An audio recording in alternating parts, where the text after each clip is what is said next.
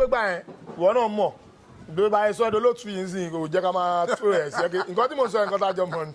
sọ ìyá sà ọmọ ń dẹ́rù bà wá. àṣìyè ó lè jẹ́ ó lè jábí láàrin ló di ẹ̀tì kò ṣe ọmọ ìtúkọ fún ẹ àbí kò ṣépè fún ẹ. ìbẹ̀rù náà kó sí wa lọ́jà bóyá dídá ènìyàn wọn ní ábìlà ló máa di ẹ̀tì fíìmù yìí o tábìlà ìtọ́nu máa ń jùkọ̀ not so good.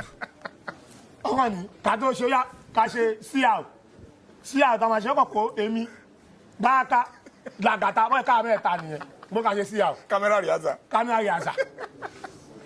báyé jẹ́ yẹn báàkà kọ̀ bẹ̀rẹ̀ gbàgbàgbàgbà làgàtà náà ó sọ wọn bá tiẹ̀ ó bá pè mí bẹ́ẹ̀ mi lọ yóò pé ńlá ni máa sọ bóyá lọ sọ ọ́n lákàn yẹn mi kò gbọ́ ayé ẹ̀fẹ̀ bá ti sá ṣọlẹ̀ ìbùkún lélẹ̀ yìí sọ́ni mi màmá ní mi.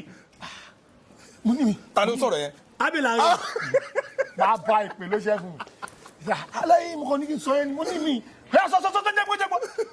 mo kàn tó sáré sọ yẹn ni. eléyìí ni kò lọ máa lọ lórí ibi tó kọ́ sọ́ra ọkọ.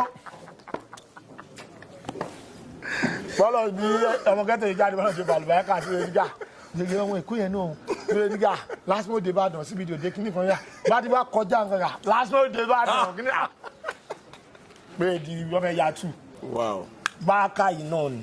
kí ló tún dé báyìí. Ọlọ́run ni ọ̀rẹ́ kẹ́kọ̀ọ́ ọkọ̀ náà ló wà ọ̀rẹ́ kẹ́kọ̀ọ́ àtàfẹ́ yà tù yẹn báàkà ló ń tọ́pù gbà yẹn. bẹ́ẹ̀ni. ó wà kò lè pin rẹ̀ sí méjì táìmù tó fẹ́ ya tù lọ ya fétíà náà ya ọ̀gáǹgà. ọ̀nà mi ọ̀gáǹgà. yes.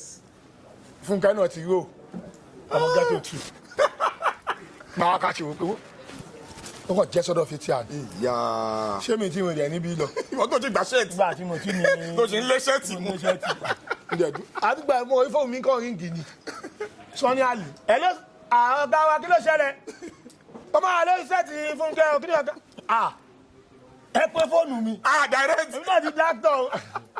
sọ lórí Abelare èmi náà wà lórí sẹ́ẹ̀tì kan yí ẹ̀ kan èmi pẹ̀lú yàn kan pẹ̀lú Funke Akindele crime oníṣẹ́ alọ̀ yàmà gòdò Abelare lọ́n direct so bí mo ṣe wá dórí sẹ́ẹ̀tì yẹn báyìí mo kàn ju nansa kan ni mo kàn ní nobody flinch nobody move Abelare cut sẹ́ẹ̀tì ní pé gbans meanwhile wọ́n ti sọ fún mi pé Abelare ni director liver mi kan ti cut àyà mi ti ṣe gbangbangbang bí mo ṣe wá ju lágbà yẹn tán ní cut mo ní mo ti tẹ́ so mo kàn gbọ́ kí ló ń jẹ́ flinch Funke Akindele ló ṣe wà sọ fún wọn pé flinch yẹn American slang ni ó ní pé kéèyàn máa move mo ti kúrò lára mi o